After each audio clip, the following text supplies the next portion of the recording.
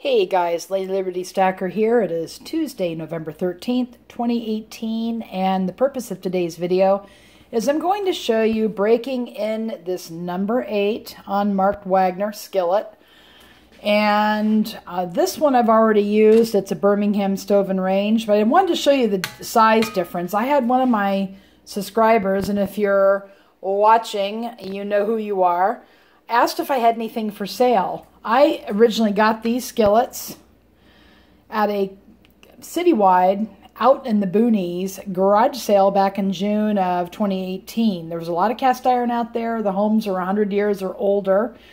And a lot of it was crusty and rusty and you name it. But they were overpriced. I finally found these two skillets. And this one is an unmarked Birmingham stove and range. You have seen this. This is a number 10. And you can see how big it is. From side to side, without the actual lip, that's the lip right there, it is 12.5 inches across. From lip to lip, it's almost 12 3/4 across. This size of a pan can hold 4 strip steaks, roughly, if you were going to use this pan to sear steaks. I had gotten this pan to resell, but as you can see, there is some pitting. I have since made scrambled eggs, bacon, pancakes, fried eggs, and a couple of videos I put up showing a fried egg in this pan. The pan works great, but collectors don't like pitting, and unfortunately, you don't know if you're going to have pitting when you buy old, rusty, cruddy cast iron. It did pass the ring test. I'm going to go ahead and put down my skillet. And I'm also, meanwhile, I'm going to go ahead and break this one in. This is a number 8. It could hold 2 strip steaks. It is heavy, but it's not as heavy as a modern lodge. As you can see, it says made in USA, so it was made in the 60s, at the latest the 70s. After that, the modern lodge pretty much took over. It says a 10.5-inch skillet. So we are going to, and it has a bit of a spin to it, as you can see there. But these guys still cook. The thing you're worried about when they're really, really warped like this is that they don't have even heating. You just heat them slowly, and you should be okay. So I'm going to go ahead and turn my burner on to medium-low. We're going to go ahead and get this guy started. We're going to break it in. And we're going to take a look at this one over here. I can't remember what I was going to show you on this one. Oh, the ring test. When you look at old cast iron, unfortunately, you can't tell if it has pitting in the pan. But you can kind of test the surface with a credit card to see if it's flat. But you can hold up the skillet like so and bang on it with your knuckles. And if it rings like that, then there are no cracks. So you can definitely do the ring test. It was really hard for me to do the spin test in these guys because it was in the fellow's front yard. He had a brick walkway and grass, and there was nothing hard and even to do the spin test on. So unfortunately, it's just kind of a gamble. Most of us do it all the time, or I don't gamble all the time, but if you buy scratch-off lottery tickets, you know, I paid $5 a piece for these. They did take a lot of work to get them into shape. But yeah, I did pay $5 a piece for these. And they are, but you can't really test them for spinning and things like that. You don't know. Now this one here, the one that my viewer would probably be most interested in is, you can see the milling there. The process that made this skillet that Wagner's so famous for. You can see that. That is wonderful. And it's a little bit thicker, so you can heat this up where you can sear a steak, but you got to do it gradually if you have a glass stovetop like I do. So that's why I'm heating it gradually. When I do that, I prepare my ingredients. I'm going to put my eggs in there, and I have my toast. I haven't eaten today yet, so I'm making a late breakfast. And this guy is just heating up very slow and gradual. And we are going to go ahead and pause the video right now because I don't want to waste all the video while the pan is heating up. But that's what you need to do. gradually, especially if you have a glass stove top on an electric range. Just get your ingredients ready, prepare what you're going to do. Trust me, it works just fantastic. So I'm going to pause the video. I'm going to be back when this thing is ready, and we're going to go ahead and break it in with a little omelet. And another thing I want to show you guys before this is ready to do a little omelet is how big it is. From just side to side, it is a little more than 10 inches. From lip to lip, it is about 10 3/4. So for my viewer that was interested in this, I just wanted him to see how big this is. This pan is not as heavy. It's heavy, but it's not as heavy as the Modern Lodge. If you want something lighter, you need to go to the Field Company, but their cast iron is in the pricey range. Well, worth it if that's what you want to do, but it's in the pricey range. So the way we can determine if this is ready to go yet or not, and we're going to put some water on there. It's dancing on the skillet, and it's going to dry up. It's just about ready, and I turned up my heat to slightly under medium. Now, the longer you have a cast iron skillet on the stove like this, the hotter and hotter it gets. So many times if you're using electric range top like I am, you can actually turn down the heat as the skillet gets really hot. You don't want to burn your food, and you don't want to damage your cooktop. So that's what I would recommend. So I believe this is ready. It danced a little too long for my liking, but I want to break it in. I'm going to give it a little more time. I'll be right back. Okay, we're going to try it, and today we're going to use some canola oil cooking spray. This is purchased at Costco. For any of you that are Costco members, you want to look for this in the oil section. This is non-GMO canola oil, non-GMO soy lecithin, and the other propellants that they normally have in cooking spray. But this has been recommended as a good seasoning oil.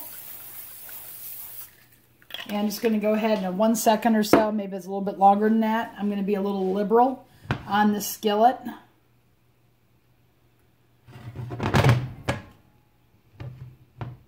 Because I am using it for the first time. So I mixed up some eggs, an egg and some egg beaters, and we're letting it get nice and warm.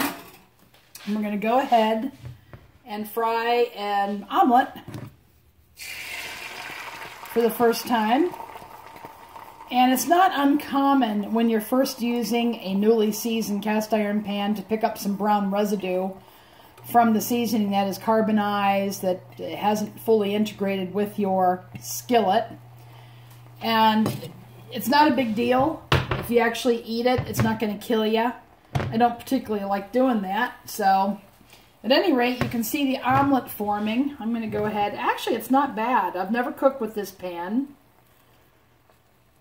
But you have to let it set up.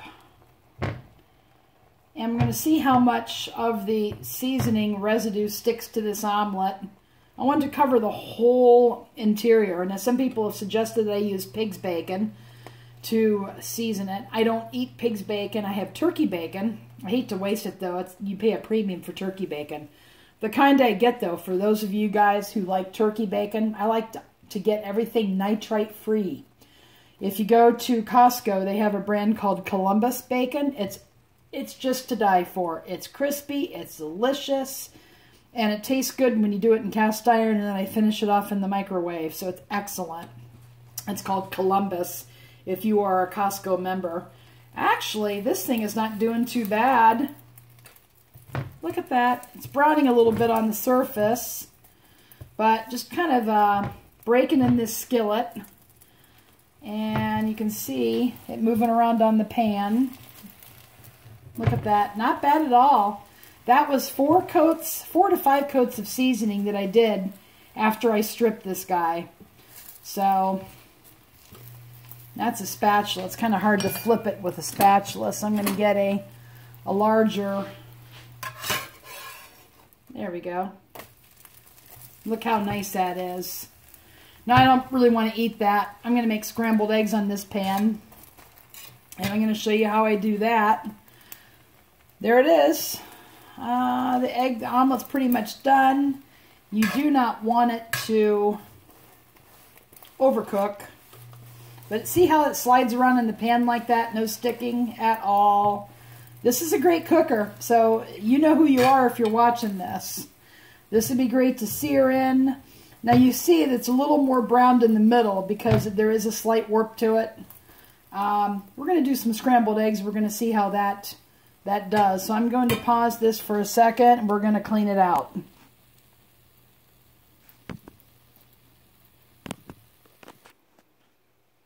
Okay, I'm back again.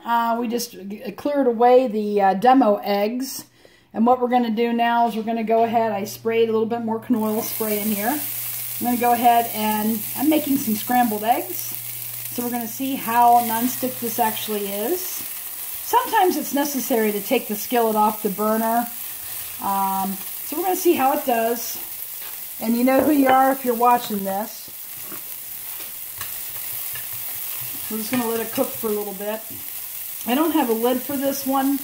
So I actually have a lot of Ware. And I'm going to grab a lid. Anytime you're sauteing vegetables or cooking vegetables, you just cover it. My Ware works great, so it's covered. And I will be right back. Now I have the vegetables nice and soft. They are translucent, whatever. And now I'm going to add some nitrate-free ham, what we got at Costco. They have a lot of healthy products out there. You have to watch those. Some of them are really, really laden with calories. But they have a lot of healthy stuff out there. So we're just going to go ahead and just brown off this ham a little bit. I'm just going to make some scrambled eggs. We're going to see how it does. I did turn down the heat.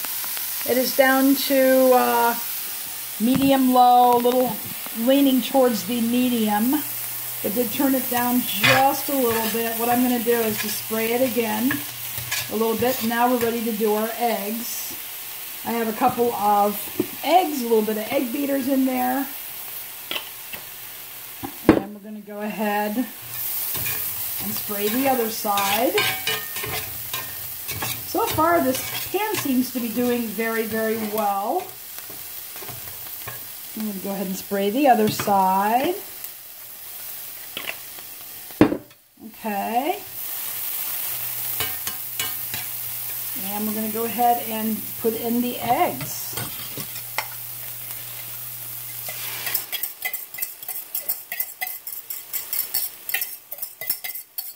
That's a little over 2 scrambled eggs there.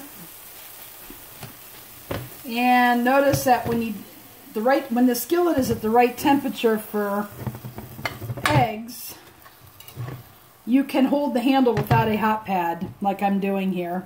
Actually, you can't see. I'm going to move so you can see a little bit better. And what we're doing is we're just kind of moving the uncooked part of the eggs to the skillet. And it's not too heavy to lift, so this might work for your wife. You know who you are. Again, you make that decision. If you don't, this is a nice skillet. I could gift it. Christmas is coming up.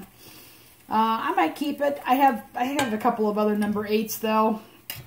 So I'm going to go ahead and now what I'm going to go ahead and do is I'm going to add some cheese. Start my toast. Oops, got unplugged. Don't want to do that. There we go. And we're going to mix in some cheddar cheese with this. And I'll have a nice, it's almost an omelet. You can see how it's non-stick there though. And it looks like those breakfasts you get at Denny's when it's like a scrambled mess or Holiday Inn. Not the Holiday Inn Expresses, but the Holiday Inn. There, that's done. I got to turn it down. So what I'm going to do is I'm going to go ahead. See guys? Non-stick. You just don't want to, I got to lift it up. Very nice. Now the handle is a little warm. But I'm going to eat breakfast, and I'm going to show you how I clean out this skillet and get it ready to cook again. The skillet is a surefire winner, and I will be back. Okay guys, I am back. I'm ready to eat my breakfast. Has some orange juice to go with it. And just one note, I did check the ghee again at Costco. I happen to be down there today. And this is Walmart, 12 ounces. And it is 14 grams of fat per tablespoon. That's a lot. I never use that much. I usually use a teaspoon or so. And 10 grams of saturated fat. Interestingly enough, I checked again the ghee at Costco. It's a 3.5 pound jar. So if you have a big family or you're going to use a lot of it, you can use it to season and whatnot. But it had, I believe, 13 or 14 grams of fat and 9 grams of saturated fat per tablespoon. So it was a little healthier than this. And it was organic as well. So I will be back to show you how I clean the skillet. And that will be actually a separate video. So for now, I'm going to enjoy my breakfast. That's just sitting there, but it can easily be cleaned with hot water or warm water and chainmail and a scraper. And you're good to go again, and I'll show you how I reseason it. And that's it for now. I do appreciate you watching. Leave a comment below. Give me a thumb up if you like. And go make it a great day.